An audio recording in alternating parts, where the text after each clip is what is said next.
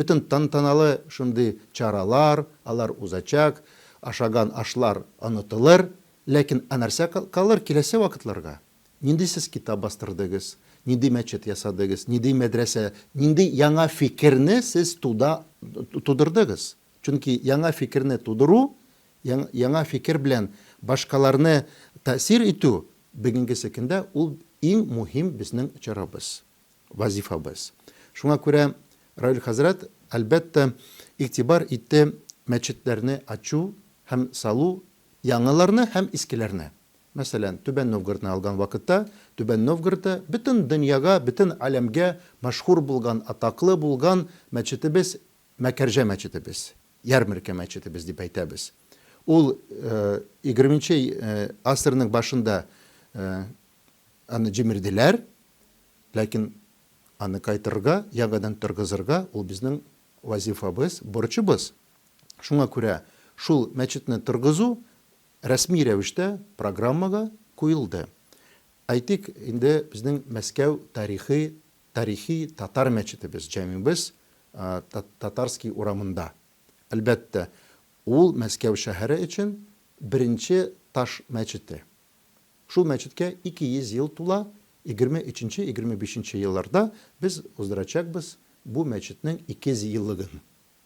Ләкин мәчетне әлбәттә матур рәвештә аны тоту, ремонтлар ясау, аның территориясын киңәйтү, мәдрәсәне салу, чөнки элек вакытта шул мәчет янында мәдрәсә булган. Бүгенге секендә ул мәдрәсә юк, ул бер кичкенә калган административ бина. Шул бинадан яңадан мәдрәсәгә кайту ул безнең дә бурчыбыз. Шуңа күрә яңа шәһәрләр, яңа мәхәлләләр ачылды. Казахстанда, Омскта булсын Казах мәчете.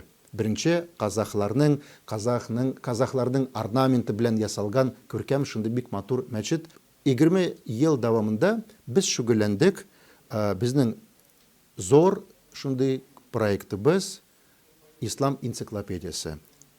Ислам энциклопедиясе Россия, аның тарихи ягыннан, археологик ягыннан, сиясәт, мәдәният булсын, әдәбият булсын, башка, бөтен мәгълүматларны, хәбәрләрне җыйдык шул энциклопедияга 20 ел дәвамында.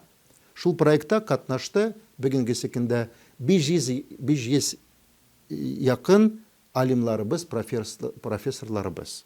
Вот шул аларның хезмәтләрен без тупладык, җыйдык, шул безнең энциклопедический словарь «Ислам в Российской Федерации» дип айтыла.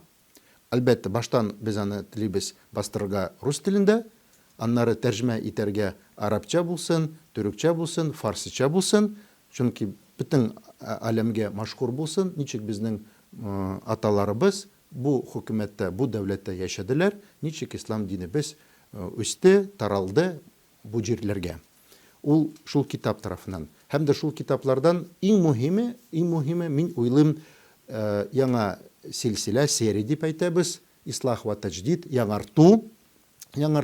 Шул сериядә безнең борынгы элекке татар, башкорт, Дагестан алимларның әсәрләрен, аларны татар теленнән, я фарси, я араб теленнән, я төрки теленнән рус теленә тәрҗемә итү. Шул китаплардан иртәгә без шул презентация ясаган вакытта, тәкъдим ясаган вакытта башлыйбыз Хусейн Фәйсхановның китабы, Абдулгалям Фәйсханов китаплары, 2 китап. Алар татар теле һәм татар нахуга, грамматикасына багышланган 2 китап. Шулай ук берничә китап Муса Җарулла Бигиев. Ул байтак, ул шундый бай алимыбыз, аның күп әсәрләре, күп аның мирасы калган. Шул бөтен аның мирасын җыярга, тәрҗемә итәргә, ул без шундый план үзебезгә куйдык. Шул чараларны уздырган вакытта алар фақат мәҗлис кына калмасын, шундый бер сабантуй шикелле аны әйләндермәскә, җырларны тыңлардың, җырларны җырладың, бөйләрне карадың, перәмәч ашадың. Юк. Ул безнең балаларыбызга калсын, күп дистәләгән безнең балаларыбызга, внукларыбызга калсын шундый зур мирас. Аны калдырга вот безнең ниятебез.